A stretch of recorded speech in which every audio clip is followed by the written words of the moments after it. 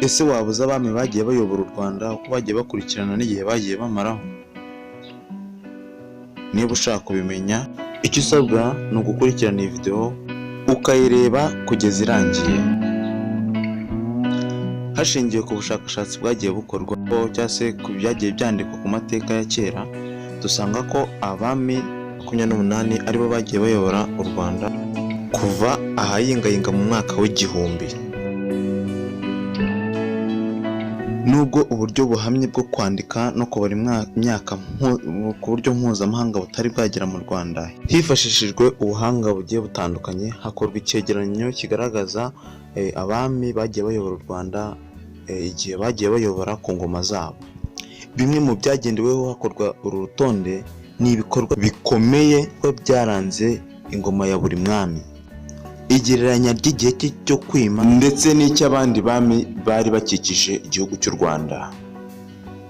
Ibitero bikomeye byagiye bigabwa ndetse n'inzara zagiye zitera mu gihugu cy'u Rwanda, impinduka zidasanzwe mu mibereho ya rubanda cyangwa se mu buyobozi n'ibindi.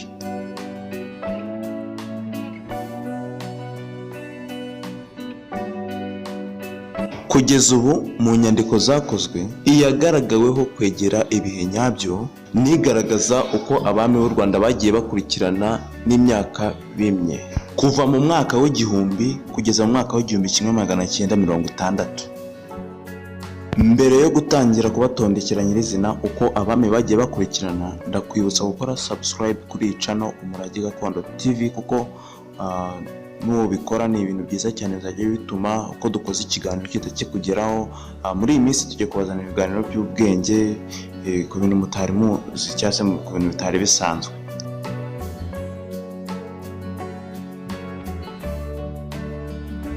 Umwami wa mbere wayoboye u Rwanda ni Gihanga I Ngomijana, wayoboye kuva mu mwaka w'1091 akageza mu mwaka w'1124. Umwami wa kabiri wayoboye u Rwanda ni uwo bitaga Kanyarwanda Gahima. Uyu we yayoboye kuva mu mwaka w'1124 ageza mu mwaka w'1157.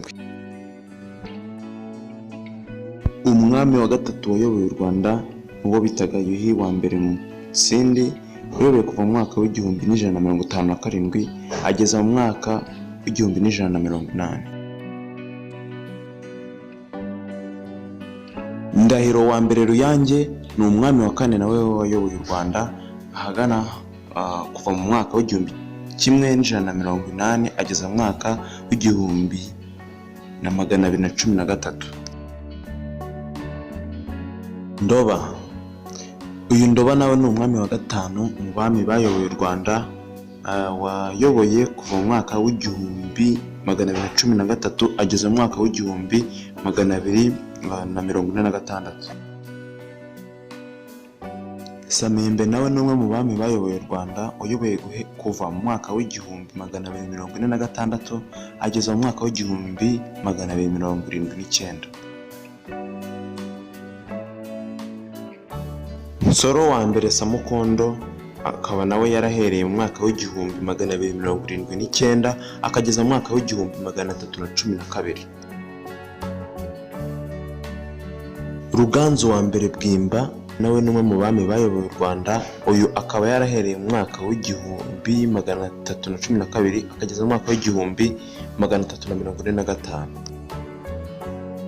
Kirima I Rugwe ni umwami wa 9 mu bami bayoboye u Rwanda, uyu akaba yarayoboye kuva mu mwaka w'1345 ageza mu mwaka w'1378. Kigeli I Mukobanya, uyu mwami nawe ni umwe mu bami bayoboye u Rwanda kandi bagiye bagira amateka atandukanye. Yayoboye kuva mu mwaka w'1378 ageza mu mwaka w'1411.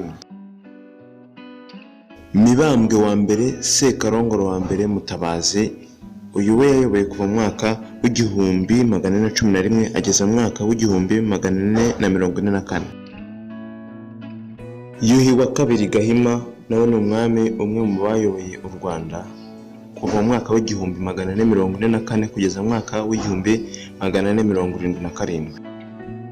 Uyu ni umwami wa 13 ari we Ndahiro wa kabiri Cyamatare wayoboye kuva mu mwaka w'igihumbi 477 ageze mu mwaka w'igihumbi 510. Undi mwami ni Ruganzu wa kabiri Ndori wayoboye kuva mu mwaka w'igihumbi 510 ageze mu mwaka w'igihumbi 543. Undi mwami ni Mutara wa mbere Nsoro wa kabiri Semugeshi wayoboye kuva mu mwaka w'igihumbi 543 ageza mu mwaka w'igihumbi 576. Kigeli wa kabiri Nyamuheshera nawe n'umwe mu bami bayoboye u Rwanda kuva mu mwaka w'igihumbi 576 kugeza mu mwaka w'igihumbi 609. Mibambwe wa kabiri Sekarongoro wa kabiri Gisanura nawe ni umwe mu bami bayoboye u Rwanda wayoboye kuva mu mwaka w'igihumbi 609 ageza mu mwaka w'igihumbi 642. Yuhi wa gatatu Mazimaka yayoboye umwaka kuva mu gihumbi 643 kugeza mu gihumbi 675.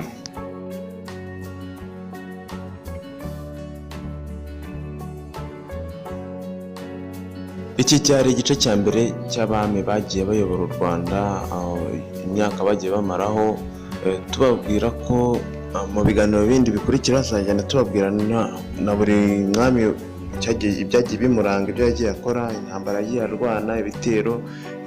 Cyo usabwa no gukora subscribe kugira ngo ibiganiro tuzagenda tubishyiraho bijye bikugiraho. Nkubwira ko mu bami 28 tubashije kubwira abami bake, abandi tuzagenda tubabwira mu bindi bice by'iki kiganiro.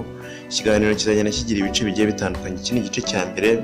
Igice cya kabiri nacyo ni kwanga we sharinga, uduhe ibitekerezo muri comment, kandi amahoro y'Imana akomeze kubana namwe. Ciao.